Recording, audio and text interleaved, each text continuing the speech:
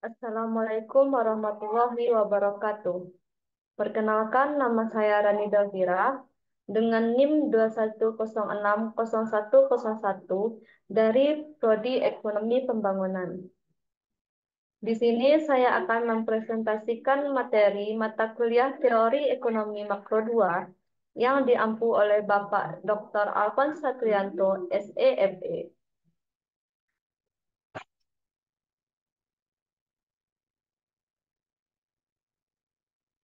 Bab 12. Tinjauan ulang perekonomian terbuka, model Mundell Fleming, dan rezim kurs.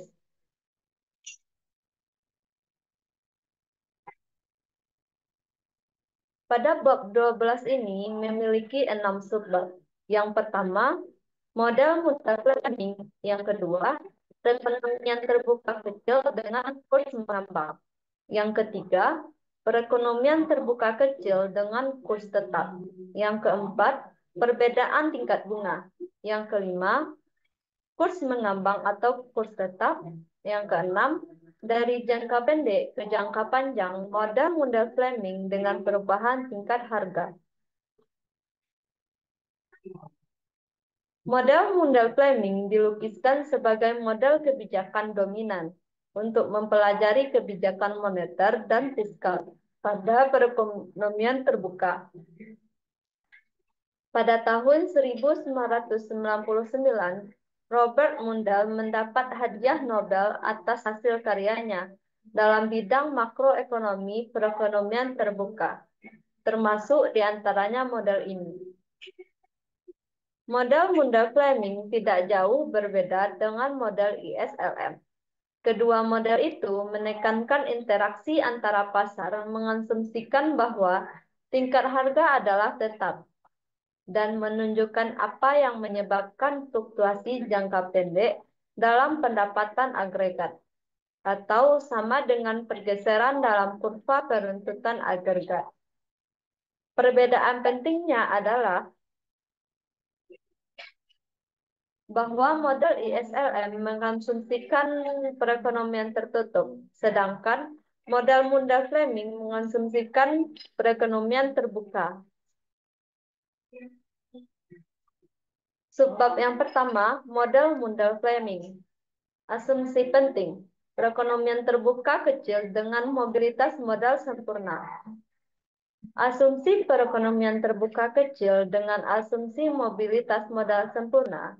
Asumsi ini berarti tingkat bunga dalam perekonomian ditentukan oleh tingkat bunga dunia.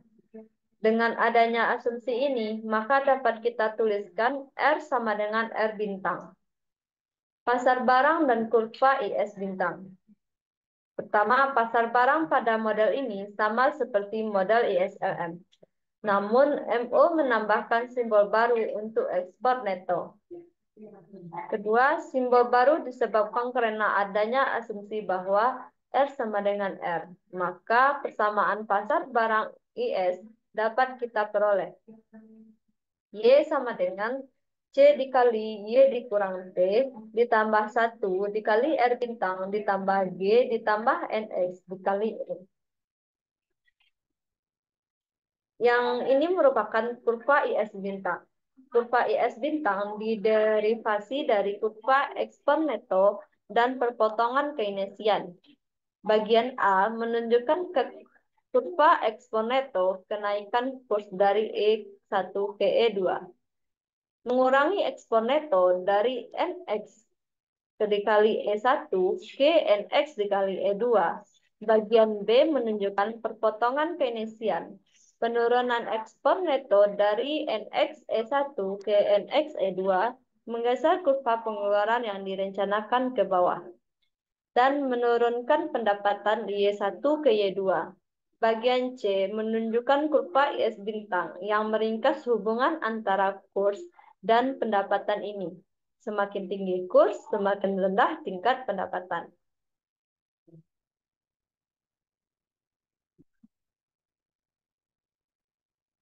Pasar uang dan kurva LM.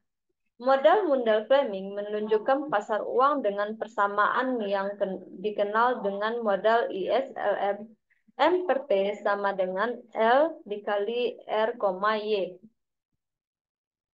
Kurva LM bagian A menunjukkan kurva LM standar yang menggambarkan persamaan M per P sama dengan L dikali R, Y. Dengan garis horizontal yang menunjukkan tingkat bunga dari dunia R bintang, perpotongan dari kedua kurva ini menentukan tingkat pendapatan tanpa memperhitungkan kurs. Karena itu, sebagaimana ditunjukkan bagian B, kurva LM bintang adalah vertikal. Merakit bagian model menurut model Fleming. Perekonomian terbuka kecil dengan mobilitas modal sempurna bisa dijelaskan oleh dua persamaan. Y sama dengan C dikali Y dikurang T, ditambah I dikali R bintang, ditambah G ditambah NX dikali E. Pada IS bintang, M per P sama dengan L dikali R bintang, Y pada LM bintang. Persamaan pertama menjelaskan equilibrium di pasar barang, dan persamaan kedua menjelaskan equilibrium di pasar uang. Variabel eksogen adalah kebijakan fiskal G dan T, kebijakan moneter M, tingkat harga P, dan tingkat bunga dunia. Variabel endogen adalah pendapatan Y dan kurs E. Model Mundell-Fleming, gambar model Mundell-Fleming ini menunjukkan kondisi equilibrium pasar barang IS bintang dan kondisi equilibrium pasar uang LM bintang. Kedua kurva mempertahankan tingkat bunga konstan pada tingkat bunga dunia. Perpotongan kedua kurva ini menunjukkan tingkat pendapatan dan kurs yang memenuhi equilibrium baik di pasar barang maupun di pasar uang. Subbab yang kedua, perekonomian terbuka kecil dengan kurs mengambang. Di bawah kurs mengambang, kurs ditentukan oleh pasar dan dibiarkan berfluktuasi dengan bebas untuk menanggapi kondisi perekonomian yang sedang berubah pada kasus ini. Kurs E menyesuaikan untuk mencapai keseimbangan simultan di pasar barang dan pasar uang ketika sesuatu terjadi pada keseimbangan tersebut. Kurs memungkinkan untuk bergerak ke nilai keseimbangan baru. Kita sekarang melihat tiga kebijakan yang dapat mengubah keseimbangan. Yang pertama, kebijakan fiskal, kedua, kebijakan moneter, dan kebijakan perdagangan. Yang pertama, kita membahas pada kebijakan fiskal. Ekspansi fiskal dalam sistem kurs mengambang meningkatkan belanja pemerintah atau menurunkan pajak, menggeser kurva IS bintang ke kanan. Hal ini menaikkan kurs tetap tidak berpengaruh pada pendapatan.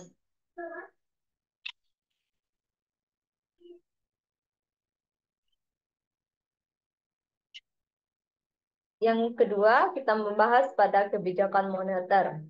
Ekspansi moneter dalam sistem kurs mengembangkan kenaikan jumlah uang beredar, menggeser kurva LF bintang ke kanan, yang menurunkan kurs dan meningkatkan pendapatan. Yang ketiga, kebijakan perdagangan. Hambatan perdagangan dalam sistem kurs mengambang tarif terhadap barang impor atau kuota impor menggeser kurva ekspor neto pada bagian A ke kanan. Akibatnya, kurva IS bintang pada bagian B menggeser ke kanan yang meningkatkan kurs dan tidak mengubah pendapatan.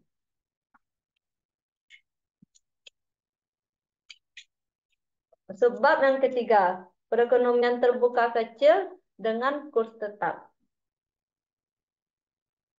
Bagaimana sistem kurs tetap bekerja? Kurs terap mengarahkan kebijakan moneter suatu negara untuk satu tujuan, yaitu mempertahankan kurs pada tingkat yang telah diumumkan. Dengan kata lain, esensi dan sistem kurs tetap adalah komitmen bank sentral untuk membiarkan jumlah uang beredar menyesuaikan pada level berapapun, akan menjamin kurs equilibrium sama dengan kurs yang diumumkan selain itu. Selama bank sentral siap membeli atau menjual mata uang asing pada kurs tetap, jumlah uang beredar menyesuaikan secara otomatis pada tingkat yang diperlukan.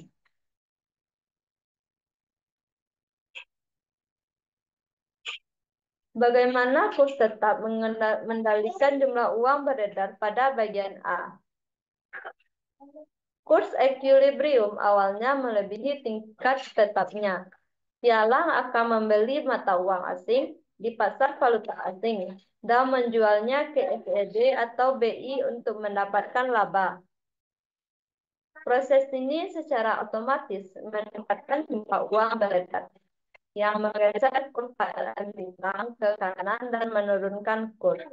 Pada bagian B, kurs equilibrium adalah di bawah tingkat tetapnya. Piala akan membeli dolar atau rupiah di pasar valuta asing dan menggunakannya untuk membeli mata uang asing dari FED atau BI. Proses ini secara otomatis menurunkan jumlah uang beredar yang menggeser kurs KLM ke kiri dan meningkatkan kurs.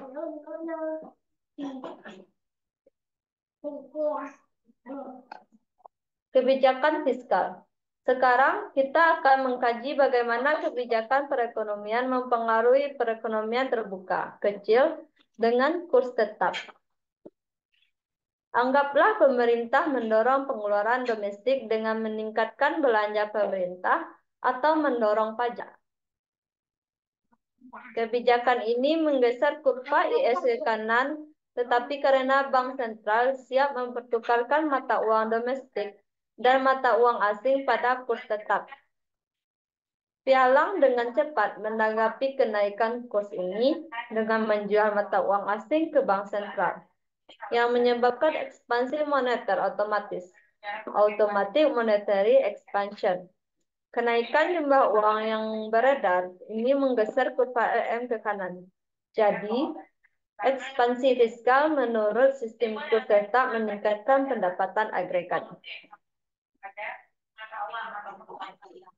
Kebijakan moneter. Bayangkanlah bank sentral yang beroperasi dengan kurs tetap berusaha meningkatkan jumlah uang beredar, misalnya dengan membeli obligasi dari masyarakat. Apakah yang akan terjadi? Dampak awal dari kebijakan ini adalah menggeser kurva LM ke kanan yang menurunkan kurs. Tetapi karena bank sentral bertugas untuk memperdagangkan mata uang asing dan domestik pada kurs tetap, pialang dengan cepat menanggapi penurunan kurs dengan menjual mata uang domestik ke bank sentral, yang menyebabkan jumlah uang beredar dan kurva LM kembali ke posisi awal. Jadi, kebijakan moneter yang biasa dijalankan tidak berpengaruh di bawah kurs tetap. Dengan menyepakati kurs tetap, bank sentral meningkatkan kontrolnya atas jumlah uang beredar. Akan tetapi, suatu negara yang menganut kurs tetap bisa menjalankan satu jenis kebijakan moneter. Negara itu memutuskan untuk mengubah tingkat di mana kurs adalah tetap. Penurunan nilai mata uang disebut devaluasi atau devaluation. Dan kenaikan nilainya disebut revaluasi atau revaluation. Dalam model-model framing, devaluasi menggeser kurva LM ke kanan. Model itu bertindak seperti kenaikan jumlah uang beredar pada sistem kurs mengambang. Jadi, devaluasi memperbesar ekspor neto dan meningkatkan pendapatan agregat. Sebaliknya, revaluasi menggeser kurva LM ke kiri, mengurangi ekspor neto dan menurunkan pendapatan agregat.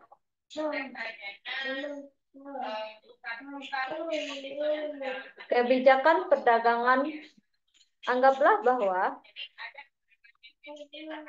pemerintah mengurangi impor dengan memperlakukan kuota impor atau tarif untuk barang impor.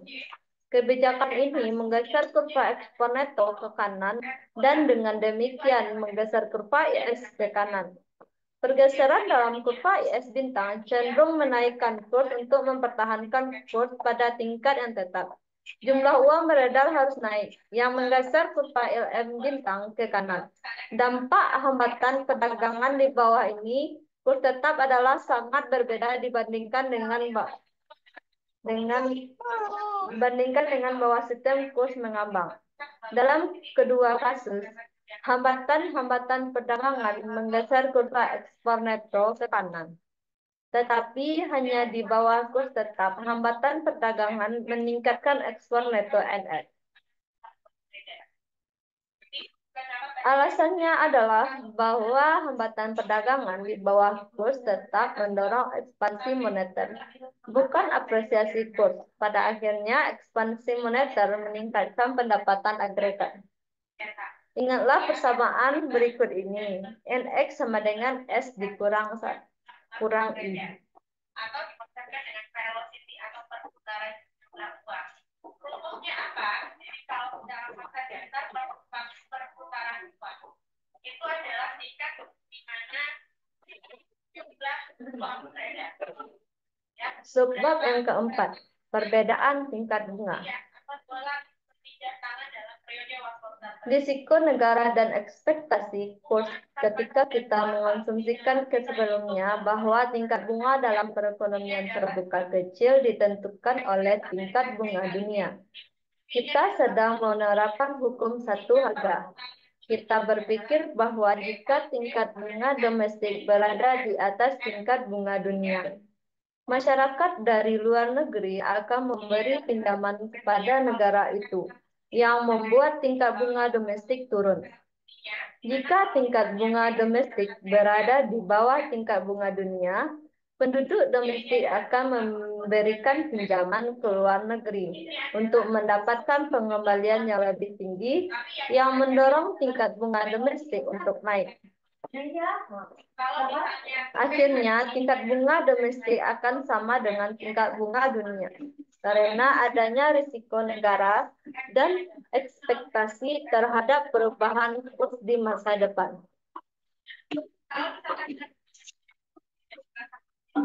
Tingkat bunga dalam perekonomian terbuka kecil bisa berbeda dengan tingkat bunga dalam perekonomian di seluruh dunia.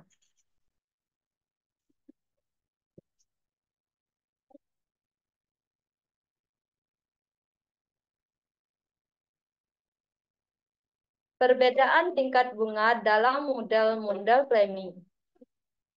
Untuk memasukkan perbedaan tingkat bunga ke dalam model Fleming, kita asumsikan bahwa tingkat bunga dalam perekonomian terbuka kecil ditentukan oleh tingkat bunga dunia ditambah premi risiko 0. R sama dengan R bintang ditambah 0. Premi risiko ditentukan oleh risiko politik karena memberi pinjaman di sebuah negara dan perubahan yang diharapkan dalam kurs rate. Untuk tujuan kita di sini, kita bisa mengambil premi risiko sebagai variabel eksogen untuk menentukan bagaimana perubahan dalam premi risiko mempengaruhi perekonomian. Model ini pada dasarnya sama dengan model sebelumnya. Kedua persamaan itu adalah Y sama dengan C dikali Y dikurang T ditambah I dikali R bintang ditambah 0 ditambah G ditambah NX dikali E yang merupakan pada IS bintang.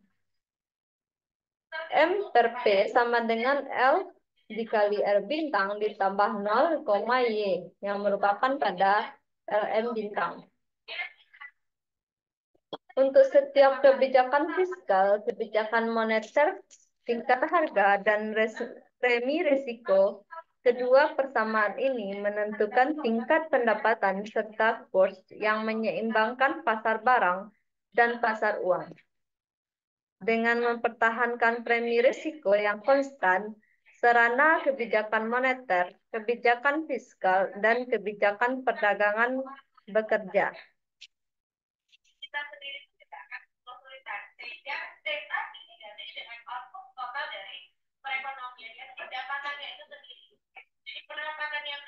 Subbab yang kelima, kurs mengambang atau kurs tetap, pro dan kontra sistem kurs yang berbeda. Pendapat utama tentang kurs mengambang adalah bahwa kurs mengambang membolehkan kebijakan moneter digunakan untuk tujuan lain. Dengan kurs tetap, kebijakan moneter mengarah pada tujuan tunggal, yaitu mempertahankan kurs pada tingkat yang telah diumumkannya. Tetapi, kurs adalah satu-satunya variabel makroekonomi yang bisa dipengaruhi kebijakan moneter. Sistem kurs mengambang membuat para pembuat kebijakan moneter bebas mengejar tujuan-tujuan lain, seperti menstabilkan kesempatan kerja atau harga. Para penasehat kurs tetap berpendapat bahwa seperti menstabilkan kesempatan kerja atau harga. Para penasehat kurs tetap berpendapat bahwa ketidakpastian kurs membuat perdagangan internasional lebih sulit. Setelah dunia membatalkan sistem kurs tetap, Bretton Woods pada awal tahun 1970-an, baik kurs real maupun nominal menjadi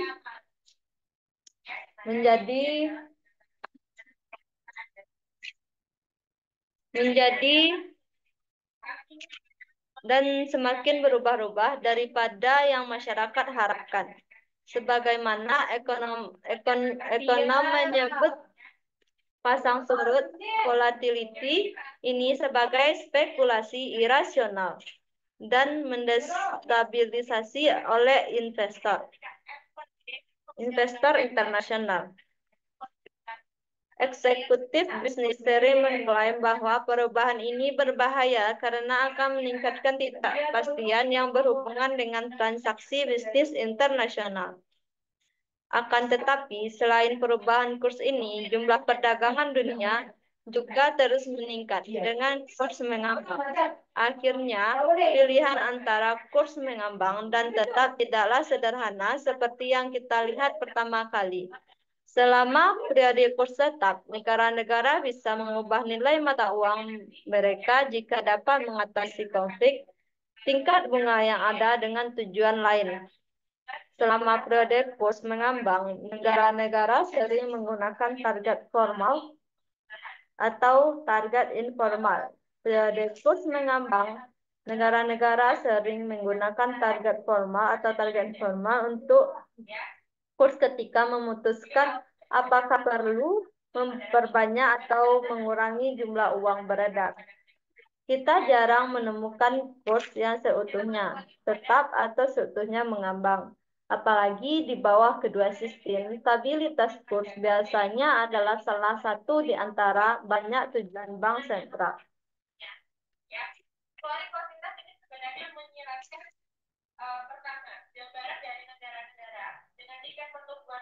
Serangan spekulatif, currency board, dan dolarisasi. Jika orang pergi ke bank sentral untuk menjual banyak peso cadangan dolar tersebut dapat habis. Dan dalam kasus ini,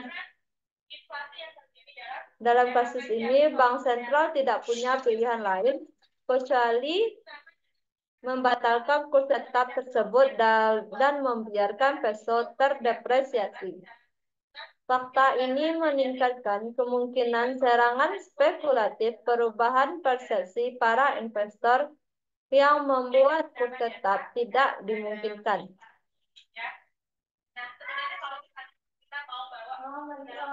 Andai saja tanpa alasan yang baik, sebuah rumor yang menyebarkan bahwa bank sentral akan membatalkan kurs tetap.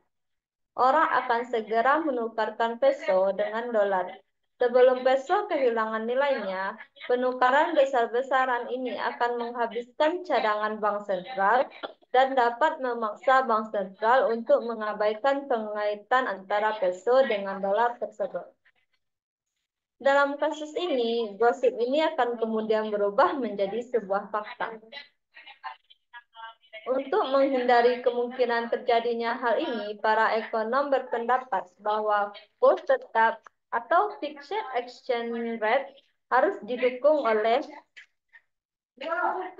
currency board seperti yang digunakan Argentina pada tahun 1990-an.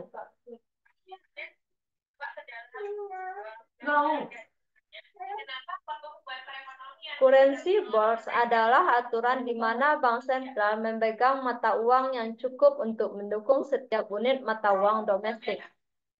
Pada contoh di atas, bank sentral akan memegang $1 atau $1 yang diinvestasikan dalam obligasi pemerintahan Amerika Serikat untuk setiap peso.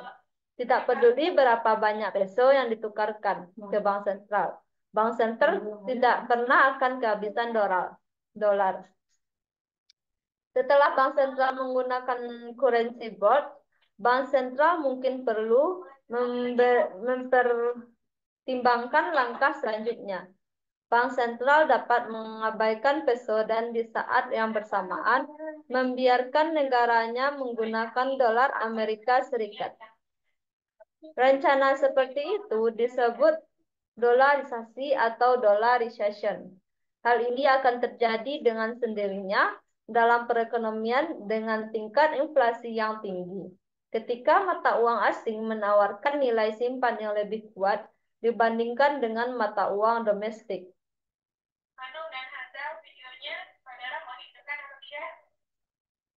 Trinitas yang mustahil. Analisis rezim kurs sampai pada kesimpulan yang sederhana, kita dapat memiliki semuanya. Untuk lebih tepatnya lagi, mustahil bagi sebuah negara untuk menggunakan sekaligus rezim aliran modal bebas, kurs tetap, dan kebijakan moneter independen. Fakta ini seringkali disebut dengan trinitas yang mustahil, impossible trinity. Trinitas yang mustahil bagi sebuah negara untuk menerapkan sekaligus aliran modal bebas, kurs tetap, dan kebijakan moneter independen. Suatu negara harus memilih salah satu sisi segitiga dan melupakan pilihan dua sisi lainnya.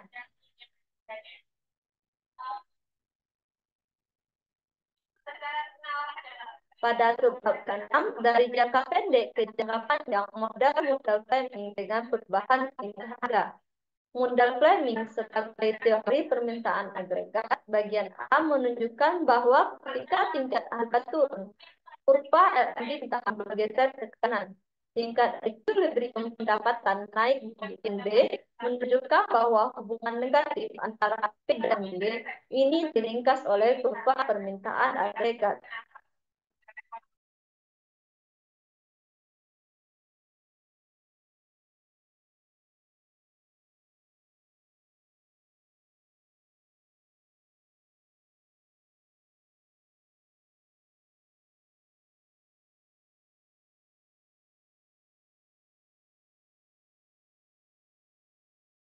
Dan equilibrium di bawah asumsi klasik bahwa tingkat harga disesuaikan untuk mempertahankan pendapatan pada tingkat alamiah.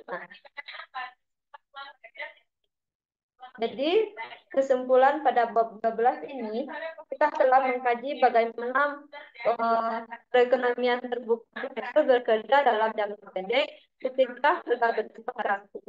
Kita telah melihat bagaimana kebijakan moneter dan fiskal mempengaruhi pendapatan dan kurs, dan bagaimana kinerja perekonomian tertentu pada apakah yang disenangkan dalam kurs mengambang atau tetap. Perekonomian Amerika Serikat mengandung unsur-unsur kedua kasus. karena Amerika Serikat cukup besar untuk mempengaruhi tingkat bunga dunia dan karena modal tidak bergerak secara sempurna memutasi negara. Kontraksi moneter menaikkan tingkat bunga dan menekankan investasi.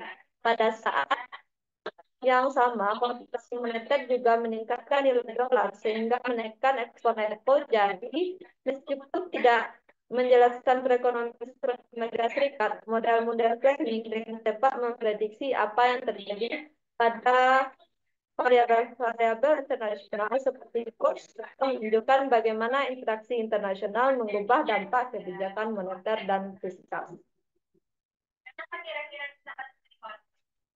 Sekian presentasi dari saya. Setelah ada salah kata saya mohon maaf. Saya akhiri dengan